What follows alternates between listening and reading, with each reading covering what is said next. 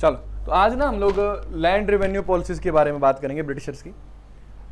ये भी समझेंगे लैंड रेवेन्यू क्या होता है, पॉलिसीज तो चलो खैर हमें पता ही है। उसके अलावा देखेंगे कि ये ब्रिटिशर्स ने क्या नई चीज़ ला दी थी, इनसे पहले था अगर कुछ तो क्या था। तो सबसे पहले यही बात करते हैं कि रेवेन्यू क्या होता है। तो लैंड रेवेन्यू भी तुम समझ ही जाओगे बच्चा। रेवेन्यू वो पैसा है ना, आसान भाषा में कहूं तो सरकार जो पैसा क्या करती है, कमाती है टैक्सेस से।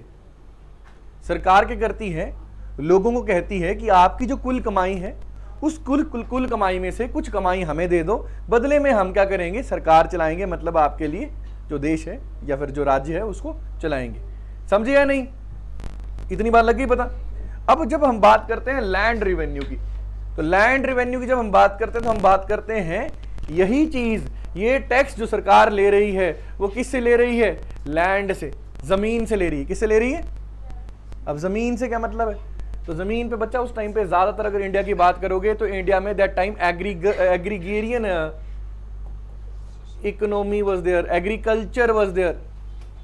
किसान हुआ करते थे, फसलें हुआ करती थी।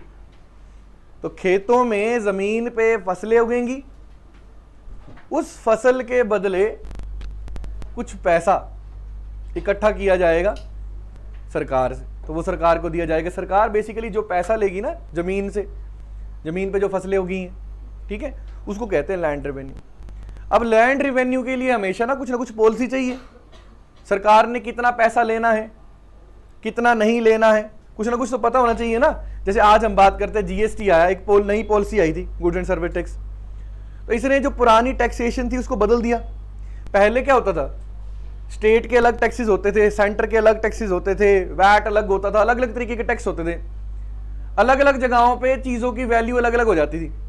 फिर हम देखते हैं कि नई एक पॉलिसी आती है, जीएसटी आता है, तो अब अलग तरीके से टैक्स लगता है। तो बेसिकली टैक्स तो हमेशा ही देना पड़ेगा सरकार को, लेकिन ये डिसाइड सरकार करेगी कि ये टैक्स जो हमारे पास टैक्स है कि कितना देना है, कैसे देना है, कब देना है, कहाँ देना है। तो ये वो पॉलिसीज हैं लैंड रेवेन्यू पॉलिसीज अंग्रेजों की, जो उन्होंने भारत में लाई, मतलब भारत में इन्होंने जो जमीन इनके कंट्रोल में थी, इन पॉलिसीज में इन्होंने ये बताया कि किसान कितना टैक्स देंगे या कोई कितना टैक्स देगा, कैसे देगा, कब देगा। समझे या नहीं, है ना। तो हम देखते हैं लैंड रेवेन्यू की बात करते हैं तो मेनली जो भारत में ये पॉलिसीज कौन लाया था, ईस्ट इंडिया कंपनी। कौन लाया था? East India company. थोड़ा अगर हम समझते हैं, बैकग्राउंड समझते हैं, तो भारत में हमने देखा शुरुआत से ही, ठीक है, जहांगीर के दरबार में जब पहली बार अंग्रेज पहुंचते हैं 1608 में से, है ना, और 1857 तक, ये जो साल है ना, बल्कि 1858 ही ले लो, तो ये जो इतने सारे साल हैं, इन सालों में भारत में अंग्रेजों के बिहाफ में किसने राज करा? ईस्ट इंडिया कंपनी ने। एक कंपनी थी, उसने राज करा, ये तो हम डिटेल में पढ़ चुके हैं। अब ये जो कंपनी है, इसने हमने देखा अभी तक कि मैसूर के साथ लड़ाई करी, मैसूर के साथ लड़ाई करके इसने जमीनें हड़पी हैं, कुछ जमीनों पे अपना मालिकाना हक बना लिया। इसके अलावा हम देखते हैं कि बक्सर की लड़ाई के बाद इसने दीवानी राइट्स ले लिए हैं शाह आलम II से। दीवानी राइट बताया था ना क्या होता है, लैंड रेवेन्यू इकट्ठा करने की परमिशन, किसानों से टैक्स वसूल करने की परमिशन। तो ये लैंड पे जो जमीन पे जो फसलें उग रही हैं उस पे टैक्स इकट्ठा करने की परमिशन ले ली है, इजाजत ले ली है। कहाँ के लिए? बंगाल, बिहार, उड़ीसा, इन जगहों पे। उसके अलावा हमने देखा कि बीच में, जैसे हमने देखा कि वलाजा है, मोहम्मद अली वलाजा हो गया, अनवरुद्दीन है, ये सब इनके दोस्त थे, तो इनसे जहांगीरें ली हुई है इन्होंने। मद्रास हो गया, बाकी जगहें हो गया, तो इन जगहों पे भी ये टैक्स इकट्ठा कर रहे हैं। तो इन टैक्स इकट्ठा करने के लिए कुछ ना कुछ तो पॉलिसी चाहिए ना। तो कुल मिला के हम देखते हैं ये कुछ पॉलिसीज हैं जो ईस्ट इंडिया कंपनी ने, बाद में जब ईस्ट इंडिया कंपनी चली जाती है, डायरेक्ट ब्रिटिशर्स की, मतलब देखते हैं कि राजा की कंट्रोल हो जाता है इंडिया में, जो ब्रिटेन के राजा उनका कंट्रोल हो जाता है, तो पॉलिसीज कुछ और होती है। अब जब इनके कंट्रोल में हमारा लैंड आता है, उससे पहले भी पॉलिसीज कुछ और होती है। लेकिन अंग्रेजों के टाइम पे जो पॉलिसीज थी, ईस्ट इंडिया कंपनी के टाइम पे, सही कहना ये रहेगा, तो ये पॉलिसीज थी, ठीक है। कौन कौन सी? इजारेदारी, परमानेंट सेटलमेंट, रोयतवाड़ी, महलवाड़ी। कुल मिला के अगर देखा जाए, वैसे ये 4 है ना, इनमें से बच्चा ये 3 ही है, ये इसी का एक रूप है, पुराना रूप है, यही इजारेदारी बाद में परमानेंट सेटलमेंट बनती है। कुल मिला के तुम देखोगे तो मोटा माटी कितने हैं, 3 तरीके की सेटलमेंट थी।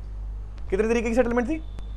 अब कुछ क्वेश्चंस तुम्हारे दिमाग में डेफिनेटली आएंगे कि इनसे पहले कौन सी थी, इनके बाद में कौन सी थी, तो उसके ऊपर भी बात करेंगे। पूरे इंडिया में कैसे कैसे क्या क्या सेटलमेंट के तरीके थे, क्या क्या कैसे टैक्स लिया जाता था, कैसे नहीं लिया जाता था, वो भी बात करेंगे। लेकिन पहले हम इन तीनों को देख लेते हैं। अगर प्रेजेंट डे तुम इंडिया देखोगे तो इंडिया के इन इलाकों में जो येलो कलर से दिख रहे हैं आपको परमानेंट सेटलमेंट देखने को मिलेगी। ठीक है, आपको यहां पे महलवारी देखने को मिलेगी, और जो रेड में दिख रहे हैं यहां पे परमानेंट सेटलमेंट देखने को मिलेगी। यहां पे आपको रोयतवाड़ी देखने को मिलेगी। ठीक है, तो आप देखोगे यहां पे महलवाड़ी आपको देखने को मिलेगी, यहां पे आपको परमानेंट सेटलमेंट देखने को मिलेगी। रोयतवाड़ी कहां कहां पे कैसे कैसे ये भी देखेंगे। तो जो परमानेंट सेटलमेंट है आपको देखने को मिलेगी कहां पे, बिहार और बंगाल में। कहां पे, बिहार और बंगाल में। और जो आपको महलदारी है वो यूपी में, एमपी में और पंजाब में देखने को मिलेगी। इसके क्या फीचर से बताऊंगा, अभी समझ जाओगे तुम लोग। और जो आपको रोयतवाड़ी है ये कहां कहां पे देखने को मिलेगी, ये आप लोगों को बॉम्बे प्रोविंस जो थी वहां पे और मद्रास प्रोविंस में आपको ये देखने को मिल जाएगी। ठीक है, अब हमने जो इजारेदारी देखी बच्चा वो भी पहले बंगाल और बिहार में ही थी, उससे बाद में तंग आके परमानेंट सेटलमेंट बनी थी, वो भी देखेंगे। तो क्या इससे पहले टैक्स लिया जाता था जमीनों के ऊपर, मतलब जो किसान है जब खेती करेंगे तो क्या उनसे कोई टैक्स लिया जाता था सरकार के द्वारा? ये क्वेश्चन है अपने आप में। इससे पहले एक और क्वेश्चन है, क्या सरकार हुआ करती थी? क्या अगर इनके ईस्ट इंडिया कंपनी से पहले कोई सरकार थी? थी भाई, मुगलिया सरकार। मुगलिया सल्तनत जो वो सरकार ही है। जरूरी नहीं है हर सरकार डेमोक्रेसी हो, मोनार्की भी सरकार होती है। मुगल जो थे वो भी तो बच्चा सरकार चलाएंगे, देश चला रहे थे, मुगलिया सल्तनत चला रहे थे, उसके लिए पैसा चाहिए। पैसा कहां से आएगा? टैक्स से ही आएगा, है ना। ऋग्वेदा के टाइम से ये सिस्टम चला हुआ। ऋग्वेदा में हमें जिक्र मिलता है बलि का, टैक्स होता है वो भी, तब से ये टैक्स वाला हिसाब किताब चला है जो इंडिया में अगर हम बात करें। तो तुम देखोगे तो भाई साहब पहले जो लैंड का टैक्स है ना, इसके लिए सिस्टम थे, बंदोबस्त सिस्टम, जबाती सिस्टम। एक आदमी था, तुमने सुना होगा अकबर के नवरत्न थे, 9 रत्न थे अकबर के। तो अकबर के नवरत्नों में से एक आदमी था, नाम था टोडरमल। सुना है? राजपूत राजा था। उसकी मदद से ना इसको हम मुगलों में ही पढ़ेंगे। अभी मैं थोड़ा सा इसका ज्यादा डिटेल में नहीं जाऊंगा, इसको थोड़ा ब्रीफ आप लोगों को बता दूंगा बैकग्राउंड समझने के लिए, मुगल्स में पढ़ेंगे। तो अकबर के वक्त में बच्चा यहाँ पे टोडरमल, राजा टोडरमल ने एक सिस्टम तैयार करा जिसको कहते थे हम लोग, क्या कहते हैं, जबाती सिस्टम, या क्या कहते थे दूसरा, जबाती सिस्टम या बंदोबस्त सिस्टम। इसमें क्या होता था, इसमें जमीन की पहले लैंड असेसमेंट करते थे, 20 साल के बाद, 15 साल के बाद, ऐसे फिक्स टाइम के बाद लैंड को असेसमेंट करते थे। कैसे असेस करते थे? देखते थे कि भाई इस लैंड की मिट्टी कैसी है, मिट्टी के हिसाब से पानी वहाँ पे इरिगेशन हो रही है नहीं हो रही है। इरिगेशन पहले ना नालियों से करते थे, एक बड़ी नहर जा रही है, उसे छोटी छोटी नालियाँ बना देंगे खेत में, उसके हिसाब से हम देखते थे। तो कहते थे कि भाई साहब जमीन क्या है, बैरन है, बंजर है, या फर्टाइल है, या फिर हम देखते हैं इन दोनों के बीच की। इस तरीके की 3 क्लासिफिकेशन होती है। उसके बाद से टैक्स फिक्स किया जाता था, किसान को वो देना ही पड़ता था। तो पूरे इंडिया में बड़े लेवल पे ये चलता था। अब हम देखते हैं मुगल जहां जहां पे थे वहां पे तो यही चलते रहा। उसके अलावा अलग अलग पॉलीगर्स हैं, उन्होंने अलग अलग तरीके का टैक्स लेना है। मैसूर में हमने देखा अलग तरीके का टैक्स लेंगे। तो राजा महाराजा अलग अलग हैं इंडिया में, वो अपने हिसाब से अलग अलग तरीके का अलग अलग टैक्स लेते हैं। कोई ज्यादा लेते हैं, कोई कम लेते हैं, कोई बिना साइंटिफिक अप्रोच के लिए बोल देते हैं कि तुम इतना टैक्स दोगे, कोई साइंटिफिक स्टडी करके बोल रहे हैं, अलग अलग था। तो वैसे ही जब ईस्ट इंडिया कंपनी आई तो इनके कंट्रोल में जो इलाके आए उनसे ये भी टैक्स लेंगे या नहीं लेंगे? लेंगे ना। तो कैसे लेंगे? जो इन्होंने अपने सिस्टम बनाया, इन्होंने जो अपनी पॉलिसी बनाई कि हम ऐसे ऐसे टैक्स लेंगे, उन पॉलिसीज को हमने पढ़ना है। तो कुल मिला के बच्चा 3 पॉलिसीज हैं मोटा माटी, एक बार देख लो ध्यान से। एक है परमानेंट सेटलमेंट, दूसरी को कहते हैं रोयतवाड़ी सेटलमेंट, तीसरी को कहते हैं महलवारी सेटलमेंट, और एक और है इजारेदारी। इजारेदारी का यही एक हम देखते हैं कि विकसित रूप परमानेंट सेटलमेंट, ये इन्हीं को देखेंगे। एक बार फिर से देखते हैं भारत में कहां कहां पे, मेरे साथ तुम जरा मुझे बताओगे। तो तुम देख सकते हो महलवारी कहां कहां पे देखने को मिलेगी, यूपी, एमपी और पंजाब में देखने को मिलेगी।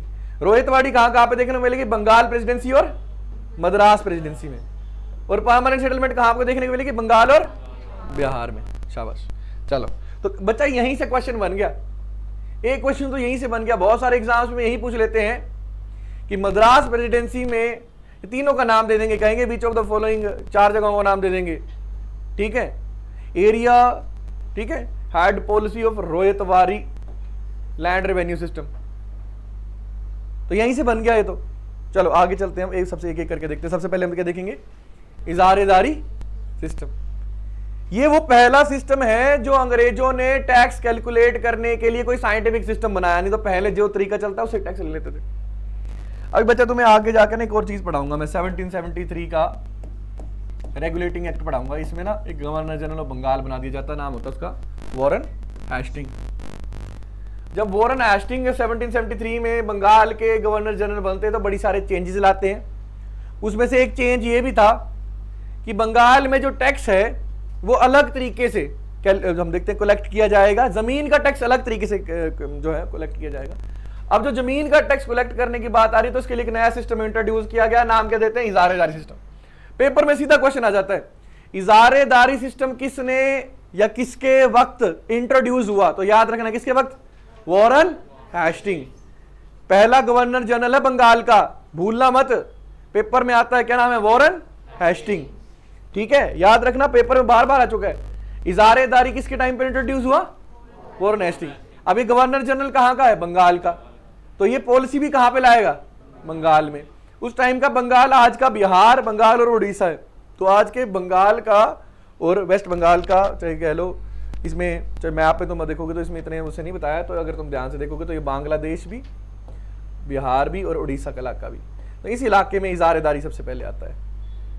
इसमें भी वेस्ट बंगाल के और सिलीगुड़ी का हो गया, ये भी इलाके ज्यादा देखे जाते हैं। तो अब इसमें होता क्या? सबसे पहले इंट्रोड्यूस इसने करा। अब इसमें होता क्या? सबसे पहले हम देखते हैं जमीन जो है, जमीन का मालिकाना हक किसी बंदे को दिया जाएगा। एक बंदे को बुलाया जाएगा, कहेगा जमीन तेरी है, जमीन पे जो भी फसल उगेगी उगानी है, तेरा काम है, हमें नहीं पता। हम 1 साल के बाद पूछेंगे या 1 महीने के बाद पूछेंगे, फिक्स टाइम के बाद पूछेंगे और कहेंगे कि टैक्स कहां है, हमें इतना टैक्स चाहिए, तूने देना है, नहीं तो तेरा जमीन से पत्ता साफ हो जाएगा। तो एक बंदे को जमीन का मालिक बना देते थे, तो इन्होंने उसमें भी पैसे खाने की कोशिश करी। अब जमीन का मालिक कैसे बनाएंगे? जो बंदा कहेगा कि मैं इस जमीन पे जब खेती करूंगा या किसी से करवाऊंगा तो सबसे ज्यादा टैक्स दूंगा आपको, उस बंदे को मालिक बना देते थे। तो इसमें बीडिंग होती थी। क्या होती थी इसमें? बीडिंग होती थी। सारे लोग क्या करते थे? कहते थे कि हम लोगों ने जमीन लेनी है, हमने लेनी है। कहते ठीक है, कहते मैं जमीन पे 60% जितनी भी फसल होगी उसका 60% दूंगा। दूसरा कहता नहीं मैं 70 दूंगा। एक कह रहा है मैं 90% दे दूंगा। ठीक है, तो अब अंग्रेजों को जो पसंद आ गया उसको क्या कर देते थे? जमीन दे देते थे। तो कहते उसको बना दिया इजारेदार। क्या बना दिया? इजारेदार। तो बेसिकली वो इजारेदार कोई नहीं, एक जमींदार होता था। कौन होता था? तो ये जो जमींदार होगा ना, इसके पास जो जमीन आ गई ना, मतलब कुछ गांव इसको दे दिए, इन गांव में जितने भी किसान हैं उन सारों के खेतों का मालिक कौन हो गया? जमींदार हो गया। अब ये जमींदार के पास रिस्पॉन्सिबिलिटी है कि उन सबसे क्या ले? टैक्स ले।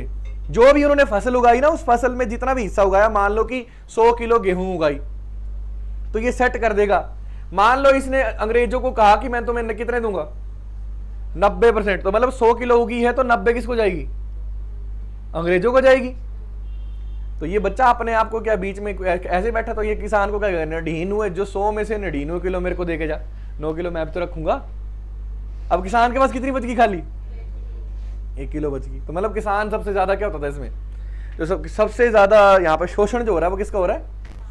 ऐसी थोड़ी आंदोलन हुए, पीजेंट आंदोलन, या इतना लड़ाई हुई कि हक दो। अगर हम भारत की आजादी की बात करें तो मतलब कोई ऐसा नहीं है कि हम गुलाम थे, बेड़ियों से बांध के रखे थे, टांगे बांध के रखी थी, बांध के रखा, जेल में डाल के रखा, ऐसा कुछ नहीं है। पहले भी खुला आसमान था, अभी भी खुला आसमान है। पहले भी सरकार थी, अब भी। वो सरकार किसी और की थी ऐसे कह देते हैं हम लोग। अभी वाली सरकार हमारी अपनी है। पहले वाली सरकारों ने हमें दबा के रखा हुआ था, अभी वाली सरकार ने थोड़ी छूट दी हुई है। अभी कहता तुम्हें कोई 100 बोरियां होगा, ये 99 है, मेरे घर रख के जा, तुम बोलो भाई पागल है तू, क्या कर रहा है भाई? ऐसे तो नहीं होता है।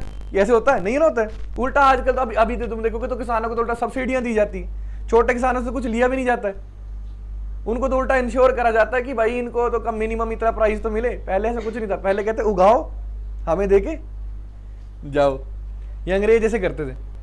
ठीक है, तो भाई साहब अब देखो नुकसान किसका है, किसका है।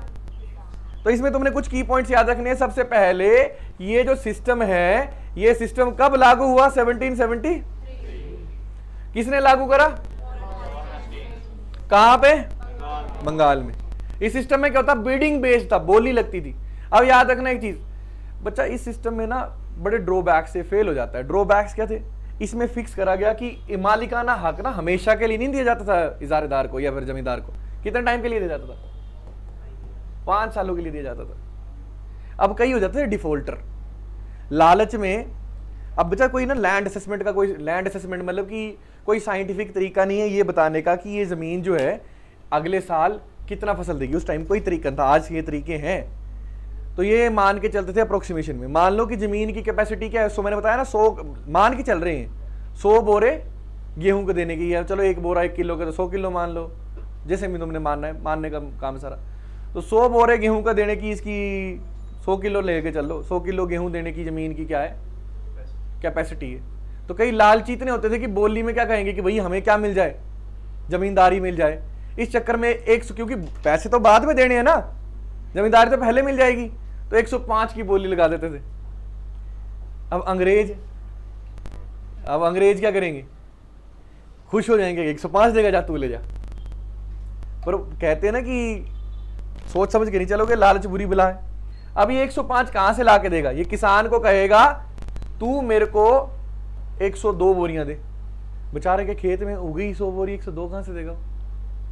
माइनस में चला गया ना किसान। तो कहेंगे कोई बात नहीं, 100 बोरियां दे, इन 2 का मैं तेरे पे कर्जा चढ़ा देता हूं। भूखा भी है, कुछ भी नहीं बचा और कर्जा भी चढ़ गया। और ये कर्जा जो था कंपाउंड इंटरेस्ट पे चलता था, कहते चक्रवृद्धि ब्याज। तो पहले जो मुंशी बैठे होते, मुनीम बैठे होते ना जमींदारों के, वही खाते लेके उन पे ये लगता है कंपाउंड इंटरेस्ट बढ़ा है ना, बट इंटरेस्ट पे भी इंटरेस्ट लगता है, तो कहते हैं चक्रवृद्धि ब्याज। चक्र बनता जाता है, असल इतना कर होता है, ब्याज ही कहीं ज्यादा हो जाता है।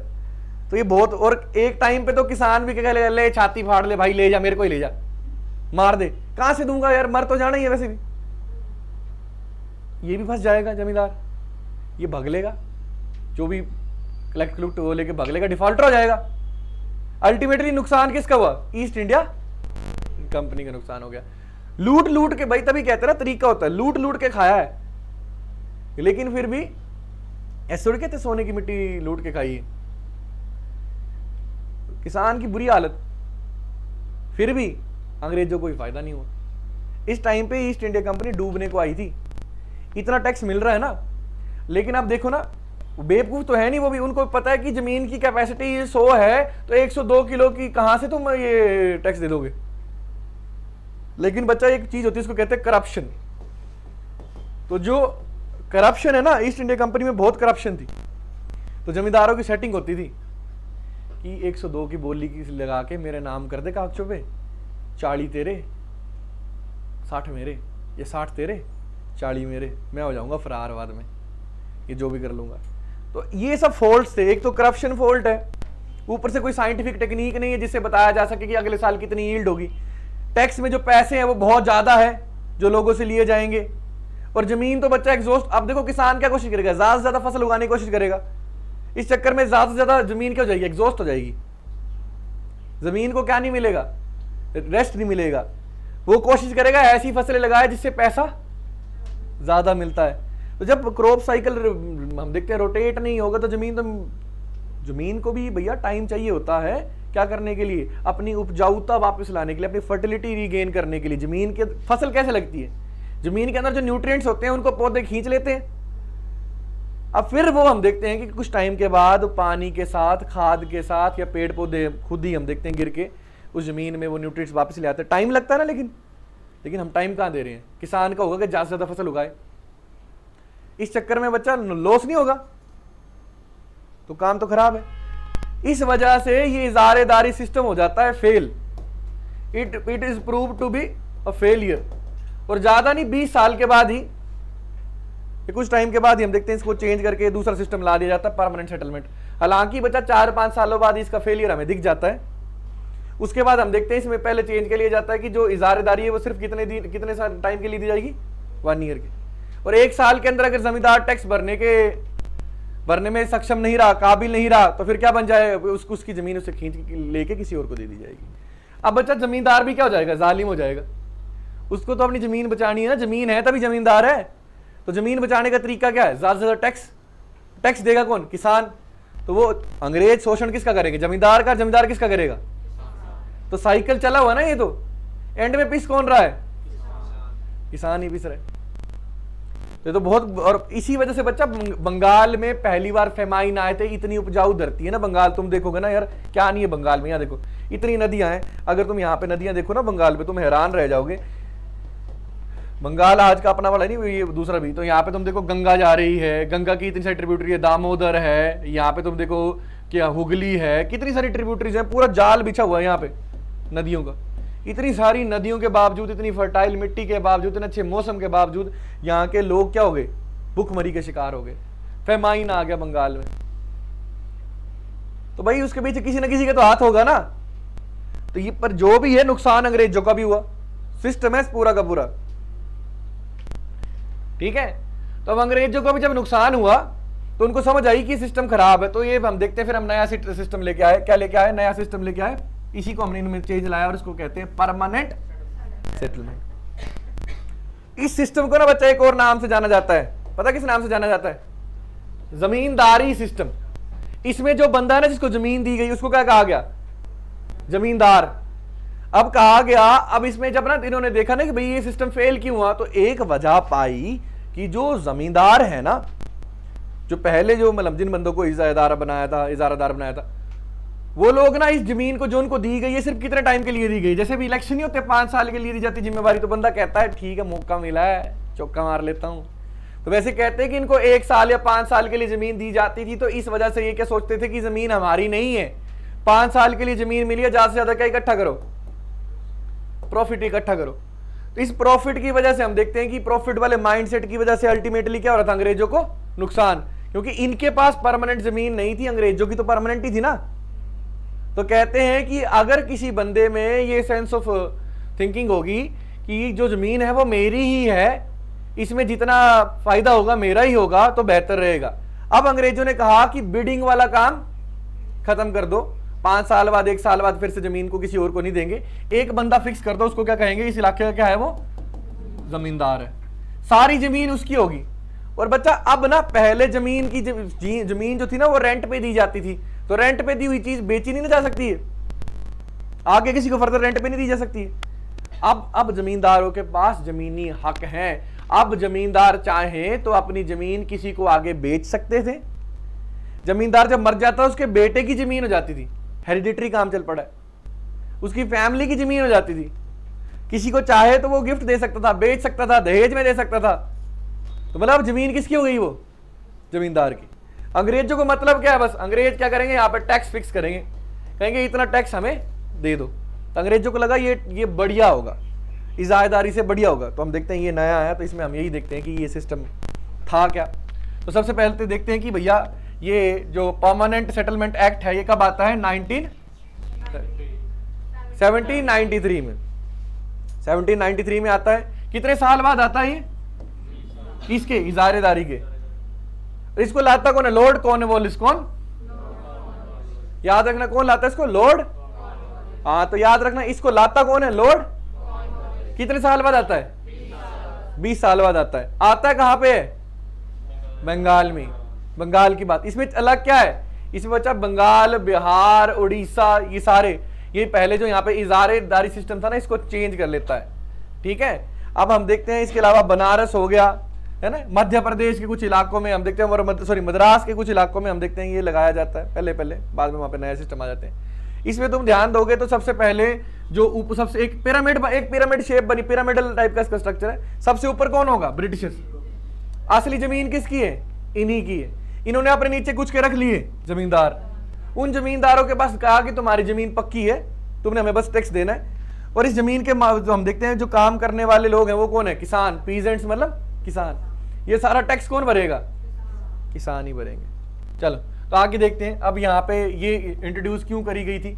क्योंकि बच्चा क्राइसिस, एक बहुत ही ज्यादा बड़ा क्राइसिस आ गया था, बहुत ही बड़ा। हम देखते हैं कि एक हम लोगों को देखने को मिला कि अंग्रेजों के ना लॉस में जाए जा रहे थे, हालांकि जमीनें ज्यादा ही जा रही हैं, टैक्स ज्यादा कलेक्ट करी जाए बजाय, हम देख चुके हैं ना उन सारे क्राइसिस की।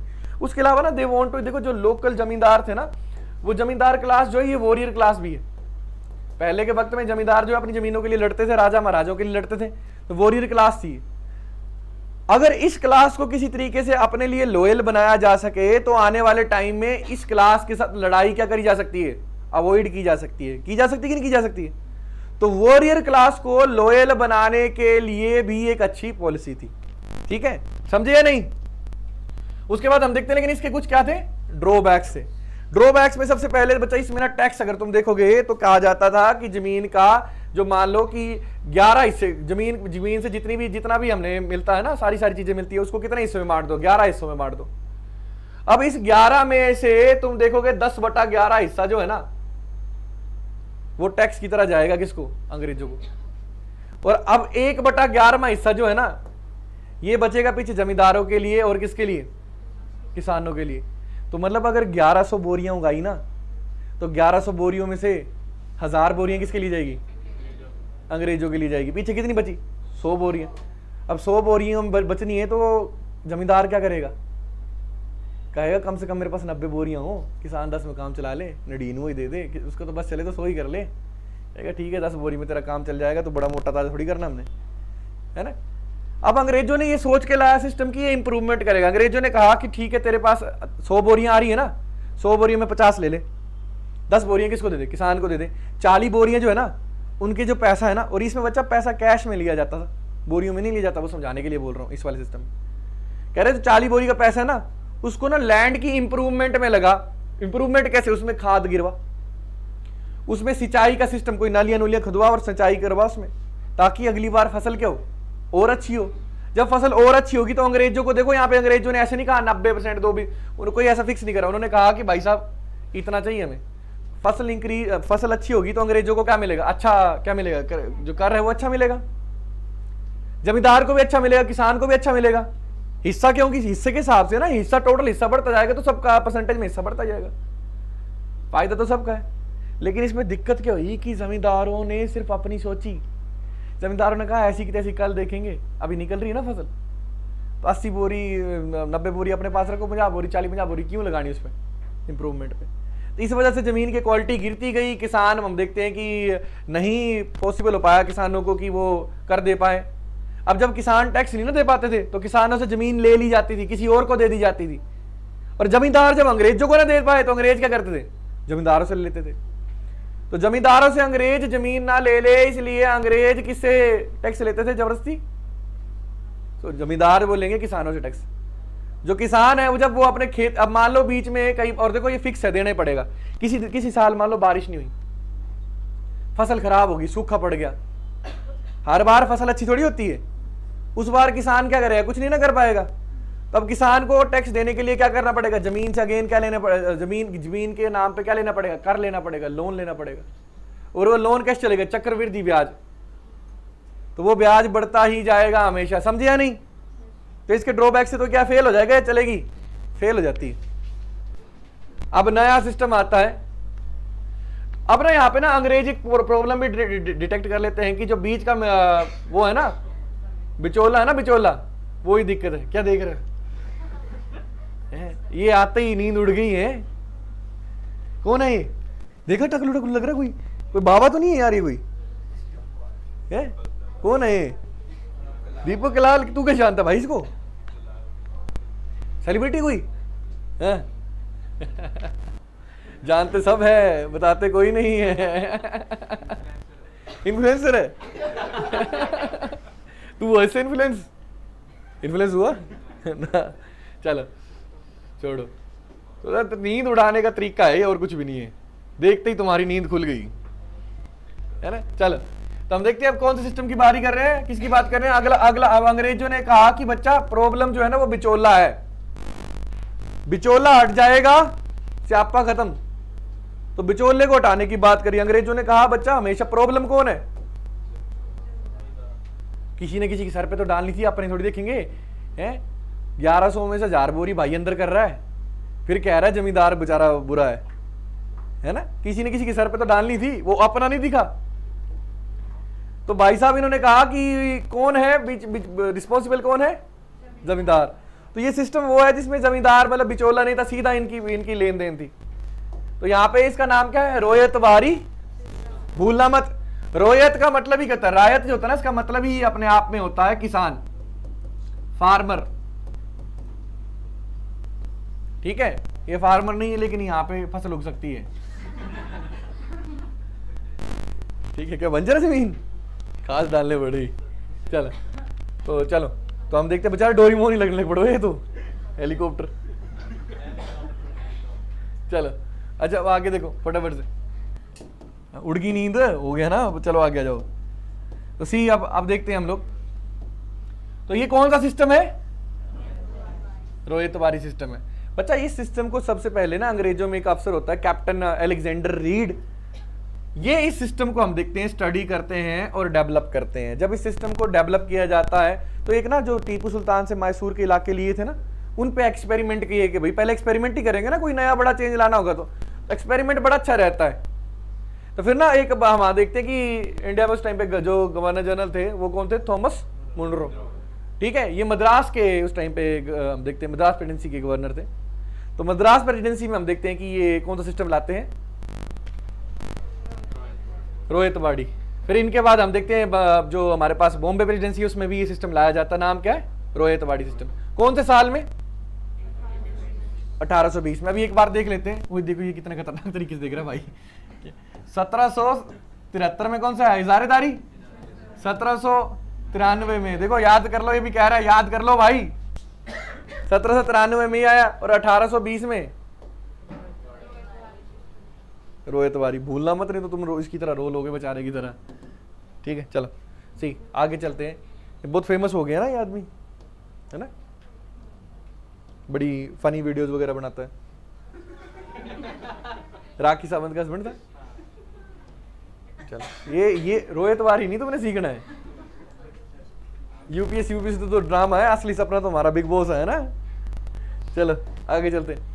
तो रोयतवारी सिस्टम में बेसिकली हमने देखा कि there was no middleman, middleman था ही नहीं, सीधे किसान किसको टैक्स देंगे?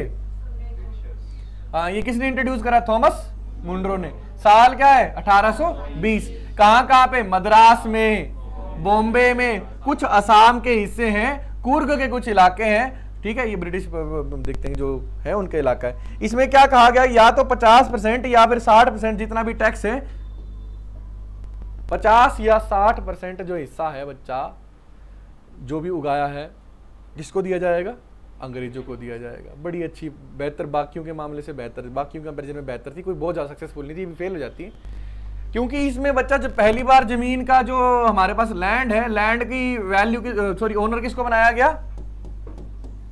पीसेंट को, फार्मर को, पीसेंट को, जो कि किसान है ना वहां पे निचले स्तर पे, जमीन उसकी कर दी गई। और वैसे ही अपनी जमीन बेच भी सकता था, किसी और को दे भी सकता था। अब ये जो खेती होगी, मान लो कि 1000 बोरे हुए तो 500 या 600 बोरे दें, फिर फायदा ही है ना। अब किसान की जमीन है, वो तो चाहेगा कि मेरी जमीन से मैं मिट्टी से मिट्टी हो जाऊं। मिट्टी से मिट्टी लग के कहता ना कि भाई फसल बनानी है तो मतलब अब क्या करना पड़ेगा उसको? वो सिंचाई पे ध्यान देगा, है ना, जिसको इरिगेशन कहते हैं। वो उसके अलावा खाद पे ध्यान देगा। जब फसल अच्छी हो जाएगी तो दोनों का फायदा है। लेकिन इसके भी कुछ ड्रॉबैक्स थे। ये काफी अच्छा था सिस्टम, लेकिन इसके भी हम देखते हैं कि कुछ डिसएडवांटेज या ड्रॉबैक्स थे। जैसे कि सबसे पहला क्या है? The tax of the crop get increased. Time के साथ पहले तो 50-60% था, वक्त के साथ टैक्स क्या करता गया? तो वहीं पहुंच गए ना। अंग्रेजों ने देखा फायदा हो रहा है, किसान 50% देने में कोई आनाकानी नहीं कर रहा है, मतलब आराम से दे पा रहा है, ज्यादा कमा रहा होगा, झूठ बोल रहा है, 70 कर डाल, 80 कर डाल, वापस वहीं पे पहुंच गए। फेलियर के पीछे का रीजन ही ये पकड़ नहीं पाए, लालच था। लालच बुरी बला है ना। इन्होंने कभी कहा किसान बुरा है, कभी कहा जमींदार बुरा है, वजह तो कुछ और ही थी, करप्शन थी, है ना। अब उसके बाद हम देखते हैं टैक्सेशन बड़ी हायर हो चुकी थी। उसके बाद हम देखते हैं कि ये प्रोडक्शन के बेस्ड पे नहीं था, ये भैया ऐसे ही हम देखते हैं कि पहले फिक्स कर लिया जाता था कि जमीन में इतना उगाएगा, उसमें से इतना देना ही पड़ेगा। उसके बाद बचा लास्ट टाइप की बची है, ये बड़ी इंपॉर्टेंट है, महलवारी सिस्टम। अच्छा, तुम में से सारे ज्यादातर बच्चे तो नॉर्थ इंडिया के ही हैं, तुमने पिंडों में सुना है लंबरदार, है ना, सुना है? हिमाचल वाला गाना भी ना, लंबड़ा, सुना है? लंबरदार सुना है? ये पंजाब में, हरियाणा में तुमने सुना होगा, पाकिस्तान उस तरफ वाला इलाका हो गया। क्या होता था लंबरदार, कौन होता था, क्या करता था जमीन का? गिनती विनती, वो तो पटवारी करता है।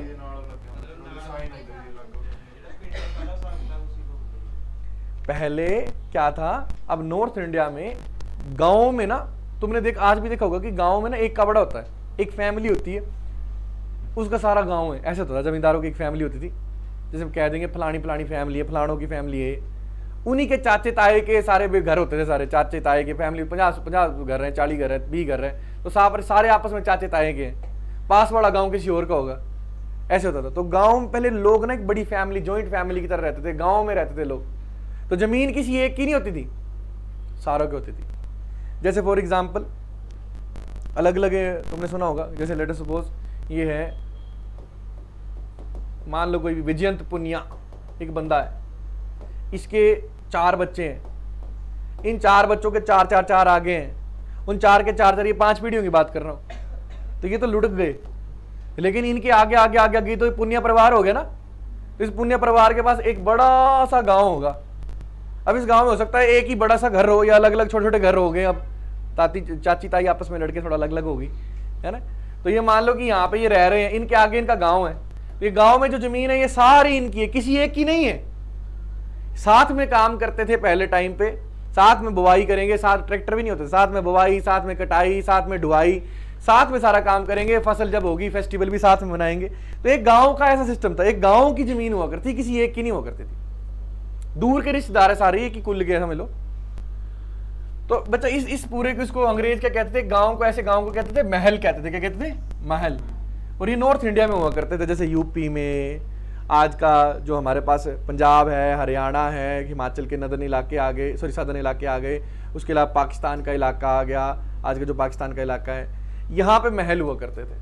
तो यहाँ पे ना जमींदारी सिस्टम लाना बड़ा बड़ी औखा था। लोग देंगे अपनी जमीन किसी को, लोग वैसे ही किसान यहाँ पे थोड़े कर बेटर थे, क्योंकि ये वो जगहें हैं जहाँ पे हम देखते हैं, जिनको हम आज पंजाब की 5 नदियाँ कहते हैं ना, ये 5 नदियाँ, इनकी ट्रिब्यूटरीज, इवन यमुना, ये सब नदियाँ, गंगा, इन सब की ट्रिब्यूटरीज, तो बड़ा फर्टाइल लैंड था ये।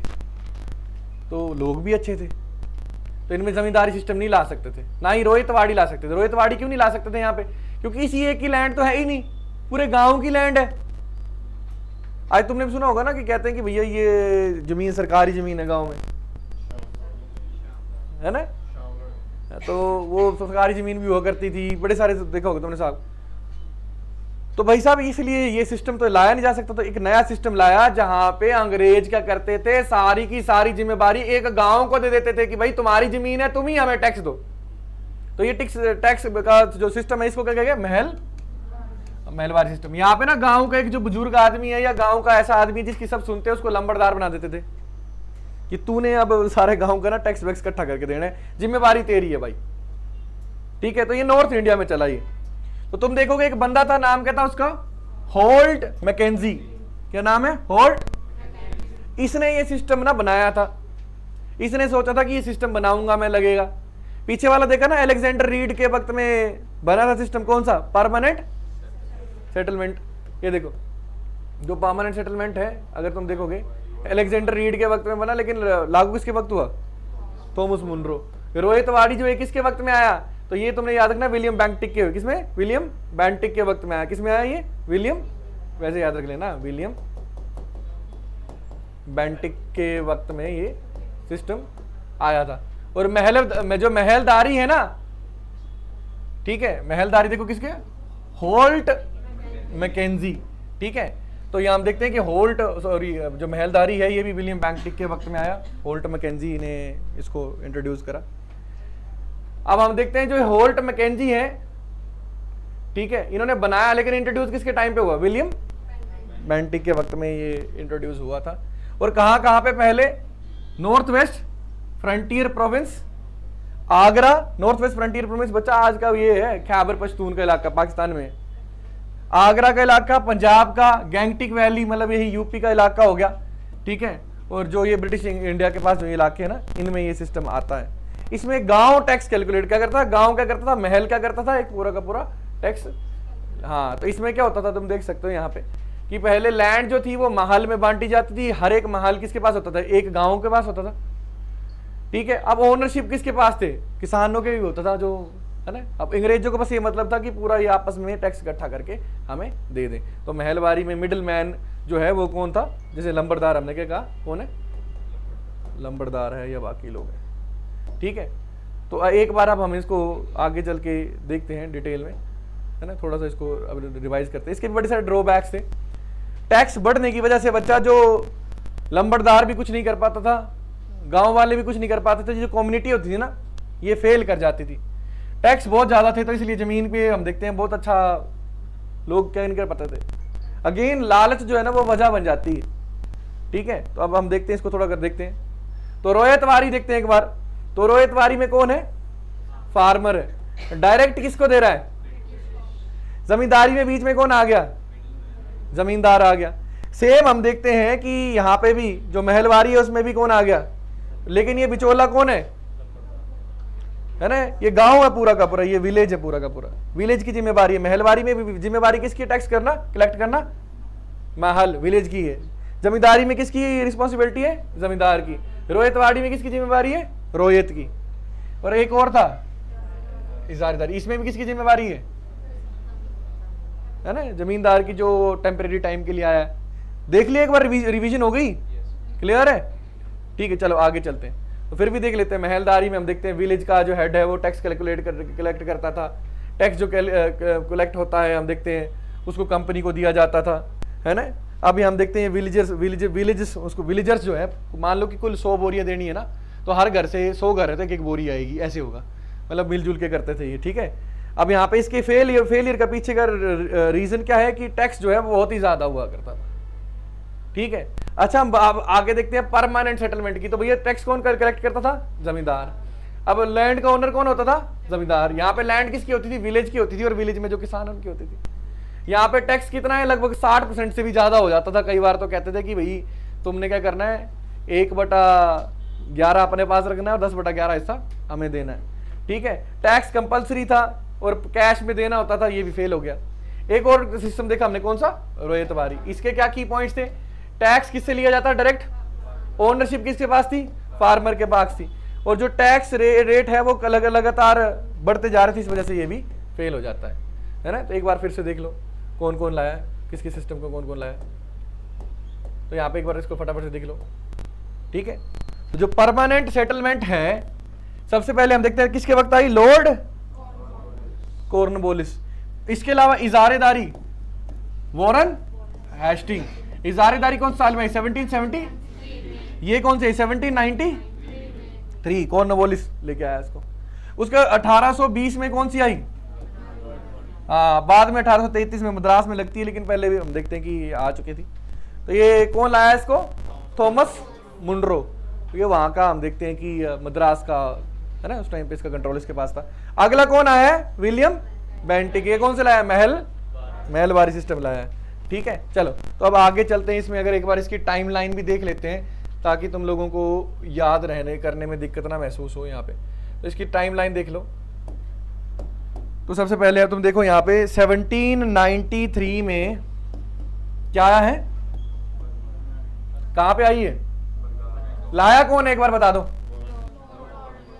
वॉरेन हेस्टिंग लाया। इससे पहले 1773 में एक और आ चुकी थी इजारेदारी, कहां पे आई है, बंगाल में ही आई है। इसके बाद बच्चा तुम्हें आगे देखोगे टाइम में यहाँ पे 1820 में मद्रास में आ चुकी है, कौन सी, रोयतवारी, ठीक है। 1833 में हम देखते हैं फिर कौन सी आती है, महलवारी। सॉरी 1822 में कहां पे आती है, नॉर्थ वेस्ट फ्रंटियर प्रोविंस और पंजाब वगैरह में। रोयतवाड़ी 1933 से 35 के बीच में बॉम्बे में भी ला देते हैं। तो याद रखना रोयतवाड़ी भी पहले कहां पे आई, मद्रास में आई, फिर कहां पे आई, बॉम्बे में आई, है ना। उसके बाद हम देखते हैं सिपाही म्यूटिनी हो जाती है, 1857 का रिवोल्ट हो जाता है। उसके बाद नया सिस्टम आता है, उसको क्या कहते हैं, तुगलकदारी। अवध में तुगलकदारी आती है, फिर नया सिस्टम चल पड़ता है टैक्स लेने का। ये वाला टैक्स सिस्टम जो है ईस्ट इंडिया कंपनी ने लूट खाया था, तो ये बंद हो जाता है। समझे कि नहीं समझे? यहाँ तक किसी को डाउट तो नहीं है? अब एक बार लास्ट बार मैप में देख लेते हैं बच्चा, जाने से पहले। तुम लोगों ने ये चीज़ जो है ये देखी ही होगी पहले भी, कि एग्ज़ाम में पूछते हैं कि कहाँ कहाँ पे क्या क्या था। तो अब ना तुम लोग को जो ग्रीन कलर में, आज के इंडिया की बात कर रहे हैं, ठीक है, जो तुम्हें जो ग्रीन कलर में हम देखते हैं कि सॉरी वो जो इलाका दिख रहा है ना, ये वाला इलाका दिख रहा है, ग्रीन कलर का जो इलाका दिख रहा है, ठीक है, ये सारे के सारे इलाके में कौन सा सिस्टम है? महलवारी, लंबरदार। और तो तुम ये ऐसे याद कर सकते हो कि देखो जो पंजाब के बच्चे हैं तो लंबरदार सुना ही होता है। लंबरदार क्या होता है? गाँव का बंदा होता था, गाँव मिल के टैक्स देता था, महल कहते थे गाँव को। आज भी पंजाब में पिंड की ज़्यादा वैल्यू होती है कि बंदे की? पूरे गाँव की कहते हैं ना, तो कौन सा गाँव का है? गाँव वाले थोड़ा रखते हैं, बचा भी लेते हैं एक दूसरे को। आजकल चलो इतना ज़्यादा रहा नहीं लोगों में, लेकिन पहले होता तो था ना। तो याद रखना, ऊपर यहाँ पे कौन सी है? महलदारी, है ना। और यहाँ पे हम देखते हैं ये जो इलाके हैं, यहाँ पे कौन सा है? परमानेंट सेटलमेंट या जमींदारी, जो आपको किस कलर में दिख रहे हैं, है ना। आपको ये जो हम देखते हैं कि पिंक और रेड के बीच का जो कलर दिख रहा है, इसमें यहाँ पे जमींदारी, बंगाल, बिहार, अवध यहाँ पे।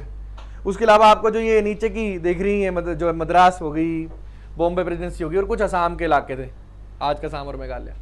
यहाँ पे आपको कौन सी दिखेगी? रोहितवाड़ी। इजारेदारी पहले किसकी जगह हुआ करती थी? इजारेदारी की जगह किसने ले ली थी पहले, है ना। पहले इजारेदारी हुआ करती थी, फेल होगी तो उसकी जगह परमानेंट सेटलमेंट ने ले ली। यहाँ तक समझ गए? चलो, this was the lecture for today. अगले लेक्चर मिलेंगे, तब तक के लिए हैव अ गुड टाइम।